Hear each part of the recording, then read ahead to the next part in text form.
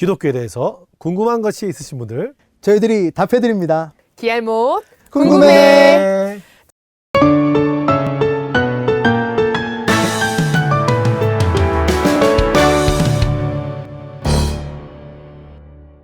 자, 오늘도 이 시간 기독교에 대해서 궁금한 질문들을 여러분들이 이해하기 쉽게 풀어드리는 이 시간이죠. 자, 우리가 이 시간에 많은 분들이 궁금한 것들을 풀어드리고 있는데 고민들이 많으실 것 같아요. 네. 이 질문에 대답하기 너무 힘들지 사실 않으세요? 일단 저희가 지금 기알못 궁금해할 때 네. 이렇게 하잖아요. 네. 굉장히 어색한데 네. 나름 반응이 괜찮은 것 같아요. 할 때마다 저보고, 어색하죠, 우리. 예, 저보고 이게 좀 귀엽다는 분들이 계시더라고요. 아하. 저희 와이프. 네. 가족. 명기 전사님 반응이 어떠세요? 이거 기알못 하시면서?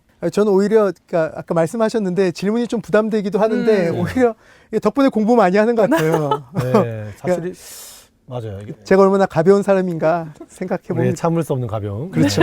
사실 이게 우리가 그 재밌게 즐겁게 이야기를 할 수도 있는데 또 잘못된 정보를 드리면 안 되니까. 그러니까 예, 저도 기억에 의존한 질문을 드렸다가 톤 편집 당하기도 하고 일단 기억이 나요. 네. 그래요.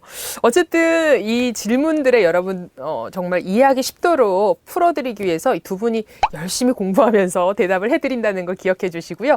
정말 궁금한 것들 허심탄회하게 편하게. 솔직히 교회 목사님들한테도 조금 질문에 민망했던 것도 좋습니다. 편한 질문들 이쪽으로 이메일로 보내주시면 저희가 대답을 또 해드리도록. 네, 아직까지 너무 질문들이 약간 음. 생각보다 너무 고차원적이고 네, 어려운 질문을 주시고 있는데 훨씬 쉬운 질문을 주시면 감사하겠습니다. 그래요. 쉽게 던지세요. 알겠습니다. 자, 오늘도 기독교에 대한 궁금증을 풀어드리는 이 시간 질문은 이겁니다. 그러니까 기독교에서 가장 상징적인 곳이 바로 이스라엘인데 네. 정작 그곳은 기독교가 아니고 기독교인들도 뭐 있긴 있습니다만 대부분 유대교란 말이죠.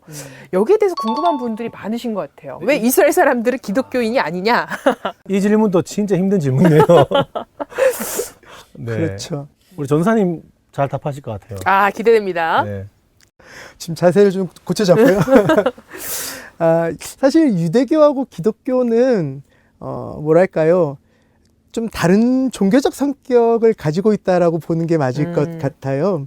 물론 이게 실제적으로 아브라함 계통, 아브라함의 어떤 혈통을 따라가는 종교들 중에 한 세 가지 정도가 있죠. 우리 유대교가 있고 이슬람교가 있고 그리고 우리 이렇게 기독교가 네. 있는데요. 특별히 이슬람이나 이렇게 유대교 같은 경우는 아브라함의 혈통을 굉장히 중요시 여기면서 실제적으로 율법과 그리고 어떤 관행 그리고 마치 그 선택된 민족으로서의 그러니까 하나님께 직접 선택된 뭐 히브리인으로서의 어떤 그런 종교적인 성격을 갖고 있는 것 같아요.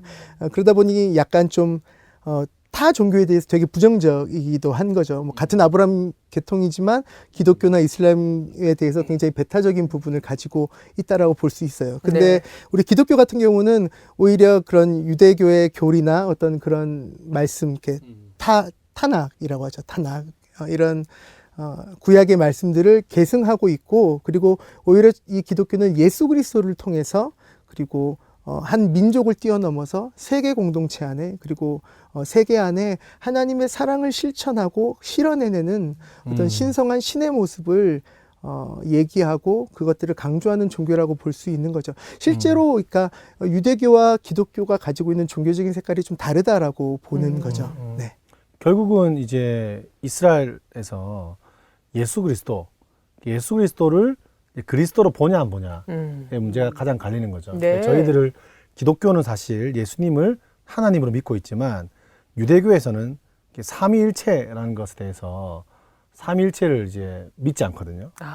네. 삼위는 어떻게 보면 그들 입장에서는 삼신을 의미하기 때문에 가장 중요한 유일신이라고 하는 것에 대해서 그 부분도 달라지는 거죠. 그래서 유대교 아마 가장 기독교를 싫어하는 이유는 그런 부분에 이단 교리라고 보기 때문이 아닌가 생각이 듭니다. 그래서 네. 참고로 예수 그리스도가 선지자라고 그들도 여기지만 그렇다고 그분의 존재와 위격이 하나님의 본성이다라는 교리는 받아들이지 않기 때문에 예수님을 우리의 주님으로 하나님으로 바라보지 못하기 때문에 그들은 개신교와 같을 수가 없는 거죠. 네. 그러면 실은 뿌리는 같으나 서로 인정하는 부분이 좀 다르다고 볼 수 있는 건가요? 네, 완전히 다르죠. 이게 뭐 그 기독교 안에서도 보면 사실 유대교 자체를 우리의 뿌리로 볼 수 있느냐라고 네. 아예 질문 넣으시는 분도 아예 처음부터? 계신 거예요. 아예 처음부터 다른 거다라고 얘기하시는 분들도 계시는데 저희들이 하나의 그 구약에 대한 어떤 그 모세오경과 이런 하나님의 말씀과 율법들을 같이 계승하고 있다라는 부분에서는 사실 이견이 없을 것 같고요. 근데 그럼에도 불구하고 저희 그 기독교에서는 예수님이라는 이 존재 하나가 가장 소중하고 중요한 것이죠. 왜냐하면 단지 한 지역적인 어떤 중동의 어떤 그런 지역이나 혹은 한 혈통이나 한 민족이라고 하는 어떤 그런 갇혀진 상황을 뛰어넘어서 온 세계 가운데 하나님의 사랑이 전달되어질 수 있도록 하나님이 직접 이 땅에 오셔서 하신 것과 그리고 우리에게 그 사랑을 또 열방으로 이렇게 날라주기를 바라시는 그런 명령 가운데서 저희들이 존재하고 있는 것이니까요. 네. 그런 부분에 있어서 사실 저는 이제 저희 개신교의 어떤 카테고리가 더 넓지 않나. 그리고 유대교를 믿고 계시는 분들 또한 예수님의 사랑과 하나님의 사랑을 더 깊이 알 수 있도록 저희들이 이 세상을 살아가면서 잘 살아가야 된다. 네. 네, 그 말이 맞지 않나 싶습니다. 저희가 그래요. 성경에서도 그런 부분들을 신약에서 많이 보지만 유대인들이 바랬던 하나님의 메시아의 어떤 모습은 그 다윗의 왕국처럼 막 천하 통일을 하고 굉장히 이미지가 그 온 세상의 구원자로 오시는 그런 이미지였는데 네. 그들이 생각했던 그런 메시아 이미지와 예수 그리스도의 이미지는 너무 달랐던 거죠.